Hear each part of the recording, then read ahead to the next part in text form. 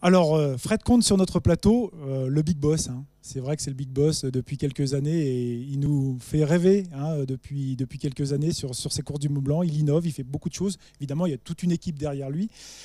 Première question, parce qu'on a quitté tout à l'heure les internautes, et la première question, c'est essentiel, c'est la météo. Est-ce qu'il va faire beau déjà pour la course de demain? Et puis, samedi et dimanche, je crois qu'il ne prévoit pas un super temps. Hein.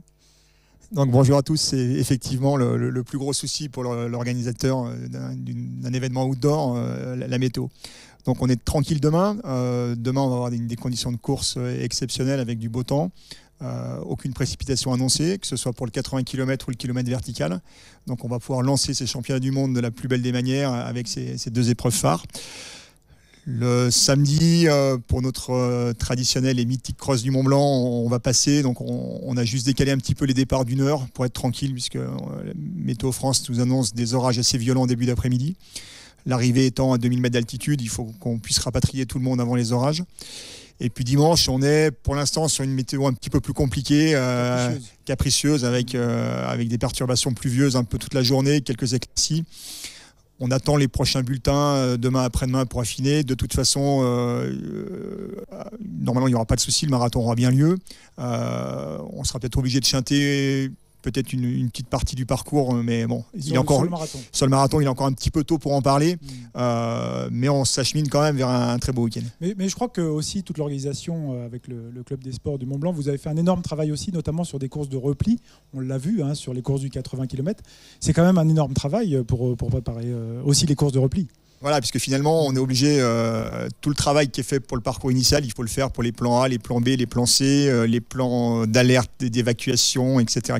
Donc, voilà, il faut essayer de prévoir tous les scénarios possibles pour garantir la sécurité des coureurs, puisque c'est notre vrai rôle d'organisateur de garantir la sécurité maximale à tous les coureurs. Et oui, quand on parle de coureurs, 6500 coureurs, je crois, sur toutes les courses, mais aussi un championnat du monde cette année, championnat du monde de skyrunning. L'année dernière, c'est vrai que c'était dans les séries France, on va dire, les séries nationales. Il y avait quelques internationaux, mais cette année, un énorme plateau. Alors, très content, satisfait, beaucoup de pression avant ces 3 jours ou... C'est sûr que là, on passe un énorme cap. À côté de ça, on est habitué au Club des Sports d'organiser des événements internationaux, Coupe du Monde d'escalade, le championnat du monde d'escalade, l'année dernière, la Coupe d'Europe, évidemment le Kandar, les Coupes du Monde de ski. Donc pour nous, c'était un process logique d'être Coupe du Monde l'année dernière et puis d'avoir la chance d'organiser les championnats du monde cette année.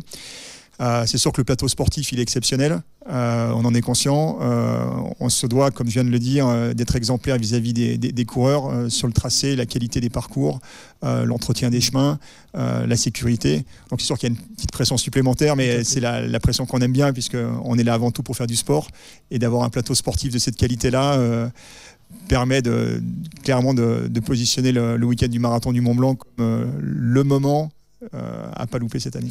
Oui, et puis je crois qu'aussi c'est une épreuve de masse sur laquelle vous tenez beaucoup l'organisation, c'est-à-dire que vous arrivez aussi bien à servir la masse que l'élite.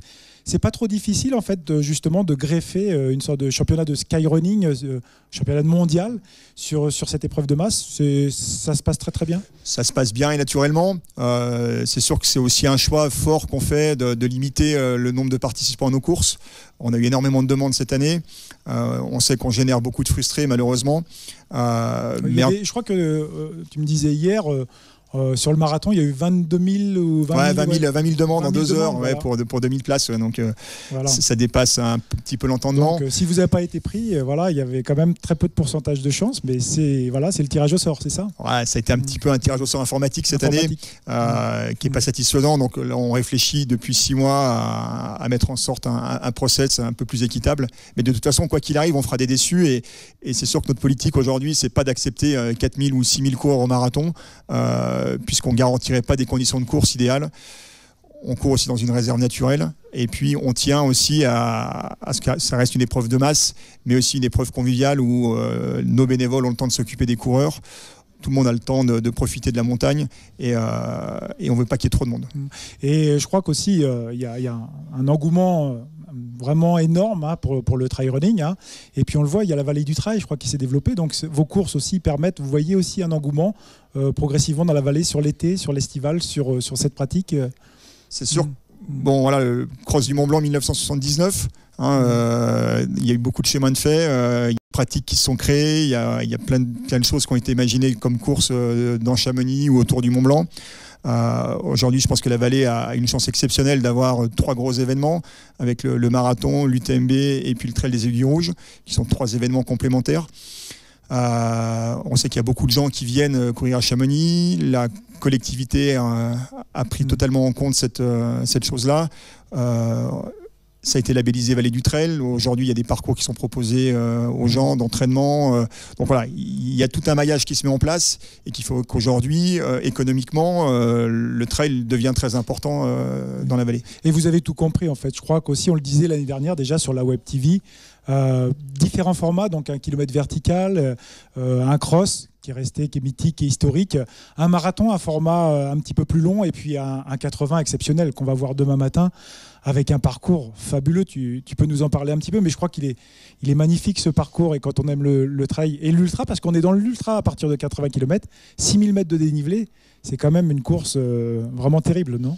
Alors j'en parle très volontiers puisque c'est moi qui ai imaginé ce parcours. Donc c'est sûr qu'on a voulu faire un parcours où on en prend un petit peu plein les yeux du début à la fin. On suit un petit peu le soleil, avec un lever de soleil sur la... départ à 4 heures, c'est 4 heures du matin. On voit aux images voilà. Ici. Voilà. Départ à 4 heures pour arriver à avoir un lever de soleil au sommet du Brévent avec la vue sur le Mont Blanc. Et puis après, on court sur les balcons. On est très souvent au-dessus de 2000 mètres d'altitude. Et puis les coureurs vont avoir la chance cette année d'emprunter la boucle qu'on n'avait pas pu faire l'année dernière pour des raisons météo. Donc on va pouvoir amener les coureurs dans le vallon de Trélézeau, passer le col du Corbeau, descendre dans la gorge de la Vedale en Suisse, arriver au barrage des Mossons et puis revenir sur Valorcine. Oui. Une boucle très technique, je crois que tu l'as faite. Oui, je l'ai fait il y a 3 jours, je peux vous dire que... Voilà, ça va piquer un petit peu. Ça va piquer, oui. C'est technique, il y a de la neige, donc il va y avoir des parties de glisse aussi à la descente. Et puis aussi une belle fin de parcours, puisqu'elle avait été aussi un petit peu amputée l'année dernière pour des raisons de neige. Donc cette année, on pourra faire la jonction entre le Mont-en-Vert et le plan des Aiguilles, où de nouveau les coureurs vont courir en balcon, cette fois versant nord, au pied des Aiguilles de Chamonix.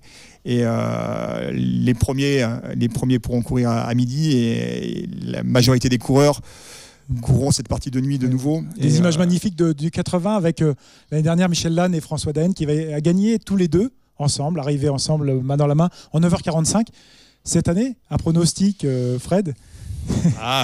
C'est dur de dire, parce que c'est pas le même parcours. Le plateau va être beaucoup plus relevé, donc il risque d'y avoir un petit peu plus de bataille. Xavier Thévenard, voilà, c'est dur d'avoir une notion de temps pour demain, mais je pense que le chrono risque de s'affoler un petit peu, puisque les conditions vont être idéales pour courir. Je crois que François Daen disait qu'il était en forme et qu'il voulait essayer de battre le record. Et puis bon, c'est un championnat du monde, donc il y a un moment, il y a un titre. Donc voilà, je pense que les coureurs vont aller chercher le titre, et ça risque de s'exciter un petit peu. Ouais. Alors Fred Comte, il va être où demain sur le parcours? Il va être un peu partout, surtout au PC Course. J'ai surtout un rôle de chef d'orchestre, puisque je suis évidemment pas tout seul, tu l'as dit tout à l'heure, il y a 400 personnes qui travaillent sur l'événement, toute l'équipe du club bien sûr, tous les bénévoles, toutes les équipes de secouristes, voilà, il y a énormément de monde qui travaille.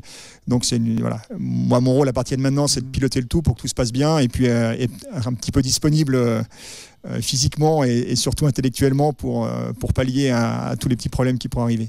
Et on espère qu'il n'y aura pas beaucoup de problèmes et que tout va se passer merveilleusement bien. Je crois qu'il va y avoir tout à l'heure la remise des dossards des athlètes élites. Alors, athlètes élites, dossards sur le 80 km, c'est ça? Tout à fait. Donc tous les soirs, c'est une petite nouveauté cette année. On va présenter les meilleurs athlètes. Ils le méritent bien. C'est quand même eux qui font l'événement. Il faut pas se tromper. Nous, on met en place le décor. Puis après, c'est eux qui font l'événement, comme dans tous les sports. Donc l'idée, c'était de les mettre un petit peu en avant. Donc tous les soirs, les meilleurs athlètes de chaque course vont être présentés. Ça, c'était quelque chose qui nous tenait à cœur. On doit bien ça aux coureurs. D'autres petites nouveautés, cette année on a un vrai salon sur la place du Mont Blanc. On a changé aussi le lieu du retrait des dossards pour le rendre un peu plus convivial. Et voilà. Et puis après sur le parcours on a des petites nouveautés, mais ça on aura le temps d'en reparler. Ça va être la surprise. Voilà, on aura le temps d'en parler dans le week-end, quoi. Voilà, donc oui, je vous rappelle qu'il y a aussi le salon des courses des marathons du Mont Blanc que vous pouvez voir place du Mont Blanc. Fred vient de le dire, et c'est vrai, encore aussi avec un écran géant, des moyens, je vous dis, cette année vraiment extraordinaire pour que vous puissiez suivre, que ce soit chez vous, sur le web ou en dehors, sur les places de l'Amitié, du Triangle de l'Amitié ou sur ce salon, voilà, nous suivre en direct et suivre évidemment les courses sur ces 3 jours. Merci beaucoup, je sais que tu as beaucoup de travail encore. On te souhaite bien du courage et puis on espère se voir dimanche soir pour faire la petite fête et puis fêter cet événement comme il se doit. Merci Fred. Merci à tous, puis je repasserai sûrement dans le week-end.